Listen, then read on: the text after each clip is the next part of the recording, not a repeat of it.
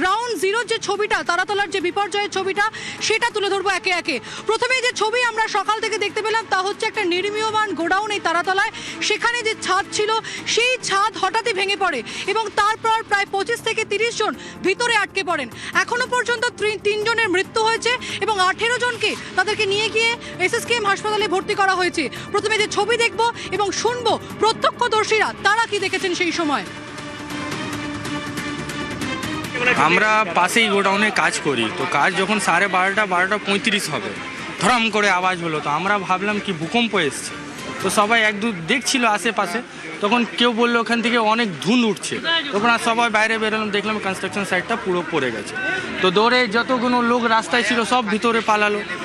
2 জন কোন দিয়ে বার করলো যে কনস্ট্রাকশন সাইটে, আপনি বার করলেন? হ্যাঁ, আমরা হেল্প করে টেনে বার করলাম। তারপরে একজনকে পুলিশরা, তো 5 মিনিটে 10 মিনিটে পুলিশরাও চলে এসছে।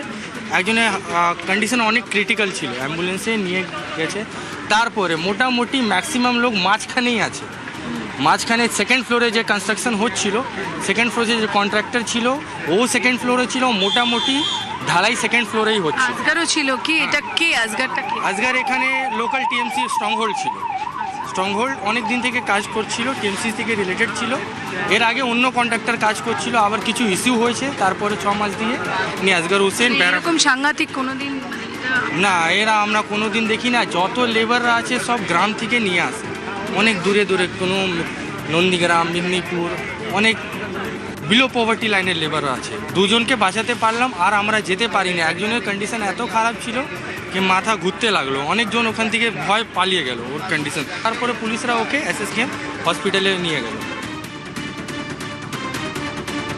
প্রত্যক্ষদর্শীদের কথা আমরা শুনলাম এবং তারা বলছেন যে ঠিক কিভাবে এই যে চাঙড় বা ছাদ তা ভেঙে পড়েছে এবং লোহার বিম, সেই লোহার বিম দিয়ে তৈরি চাঙড়, এবং হঠাৎই এই ছাদ ভেঙে পড়ায় একেবারে কার্যত বিপর্যয়ের মুখে পড়তে হয় একাধিক শ্রমিককে।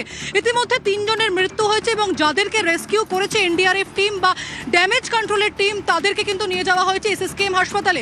এবং ঘটনা ঘটার কিছুক্ষণের মধ্যেই আমরা দেখি রাজ্যের 3 মন্ত্রী অগ্নিমিত্রা পাল, শারদ মুখোপাধ্যায় এবং ইন্দ্রনীল খান, তারা কিন্তু চলে আসেন ছড়ে জমিনে, একেবারে খতিয়ে দেখেন, সাধারণ মানুষের সঙ্গে কথা বলেন, যারা ভিতরে আটকে রয়েছেন তাদের সঙ্গে, তাদেরকে কি করে বের করে নিয়ে আসা যায় সেই বিষয়ে কিন্তু তদারকিকরণ করেন। এবং তার পরবর্তীতে আমরা দেখি যে মুখ্যমন্ত্রী শুভেন্দু অধিকারী তিনি এখানে এসে পৌঁছান এবং তিনি বলেন যে তিনি গেট আটকে রাখবেন না। তিনি পুলিশের সঙ্গে কথা বলেন এবং সেই সময় পুলিশ কমিশনার অজয় নন্দা তিনি ভিতরে উপস্থিত ছিলেন। পুরো বিষয়টা তিনি দেখেন এবং তারপরে তিনি বলেন যার রিপোর্ট তা তিনি নবান্নে গিয়ে দেবেন। ঠিক তিনি কি বলেছিলেন মুখ্যমন্ত্রী শুনবো এখন। প্রথমেই আমি ধন্যবাদ জানাবো আমাদের সিভিল ডিফেন্স, কলকাতা পুলিশ এবং ফায়ার ব্রিগেডকে। তারা যদি কুইক রেস্কিউ লোকাল লোকেদের নিয়ে না করতেন তাহলে এই মৃত্যুর সংখ্যাটা অনেক লম্বা হতো। অত্যন্ত একটা মর্মান্তিক ঘটনা আজকে কলকাতা তথা রাজ্যের ক্ষেত্রে হতো। এখন অবধি মোট 21 জনকে উদ্ধার করা গেছে। 18 জন অসুস্থ অবস্থায় অর্থাৎ জীবিত উদ্ধার হয়েছে।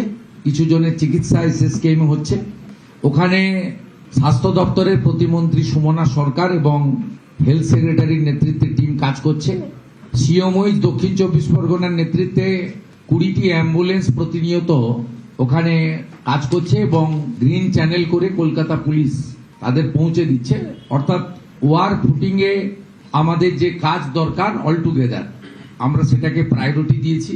আমি স্পটে যাওয়ার পরে আমাকে এনডিআরএফ এবং আর্মি বলেছেন তারা সম্পর্ক স্থাপন করতে পেরেছেন। আরো বেশ কিছু 12 থেকে 15 জনের মতো ভিতরে আছেন, প্রত্যেকের সঙ্গে তাদের সম্পর্ক স্থাপন করতে পেরেছেন। জল এবং অক্সিজেন সেটা দেওয়ার ব্যবস্থা তারা করেছেন। তারা হোপফুল যে তারা তাদের বের করবেন। মুখ্যমন্ত্রীর বক্তব্য আমরা শুনলাম এবং অ্যাম্বুলেন্সের যে তৎপরতা তা কিন্তু আমরা যখন গ্রাউন্ড জিরোতে এসেছি তখন থেকে দেখতে পেয়েছি। একের পর এক অ্যাম্বুলেন্স তারা এখান থেকে যারা ভিতরে আটকে ছিলেন তাদেরকে বের করে এসএসকেএম হাসপাতালে তড়িঘড়ি নিয়ে যায়। এবং আমরা এই মুহূর্তে আমাদের যারা প্রতিনিধিরা রয়েছে এই গ্রাউন্ড জিরো থেকে তাদের সঙ্গে কথা বলবো। তারা ঠিক সকাল থেকে কি দেখলেন, তাদের কাছে কি তথ্য আছে, সমস্তটাই তুলে ধরবো আপনাদের সামনে। আমাদের সঙ্গে এই মুহূর্তে রয়েছেন কমলিকা সেনগুপ্ত। আমি কমলিকাদের কাছে যাব যে এই যে হাতে হাতে এনডিআরএফ এর টিম কাজ করলো, পুলিশের যে ব্যাটালিয়ন তারা কাজ করলেন এবং ড্যামেজ কন্ট্রোল টিম কাজ করলো, ঠিক কি দেখলে কমলিকাদি তুমি?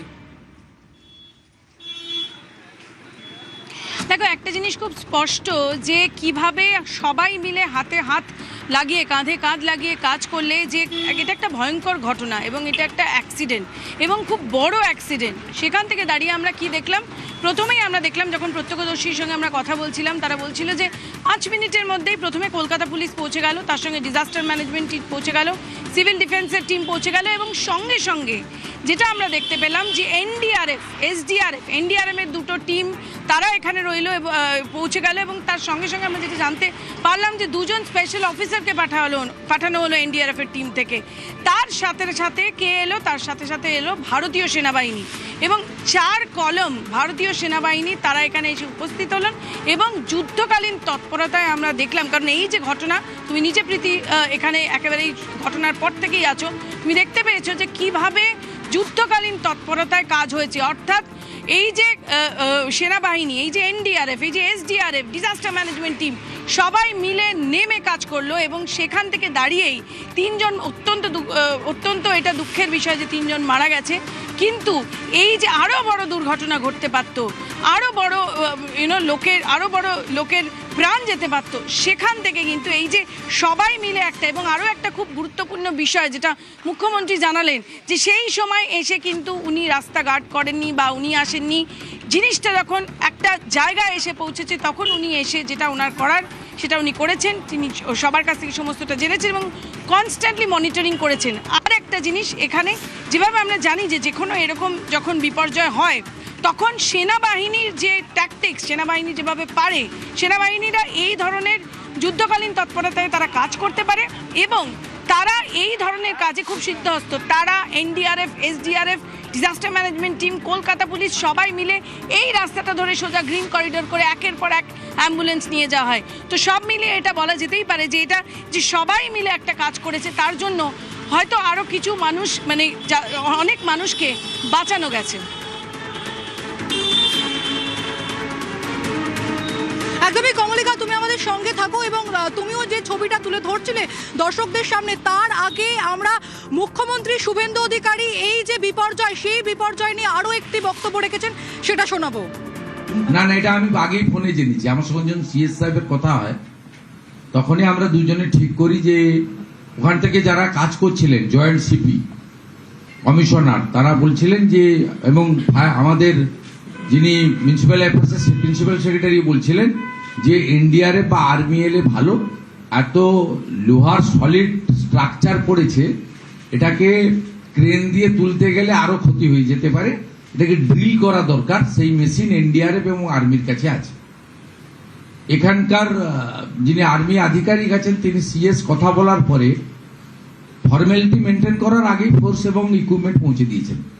এটা উচিত তো, ওটা তো ডিজাস্টারে এই কোঅর্ডিনেশন তো আগে ছিল না। কে কেন্দ্র, কে রাজ্য, কে কোন দলের, কে কোন সরকারের, এসব ভাবনা চিন্তা করে হতো। যা ঘটনা ঘটেছে এবং আমরা ব্যবস্থা নিয়েছি, আমরা আশা করব যে মৃত্যুর সংখ্যা আর না বাড়বে না, যারা আহত হয়েছেন চিকিৎসা নিয়ে ফিরে পাবেন।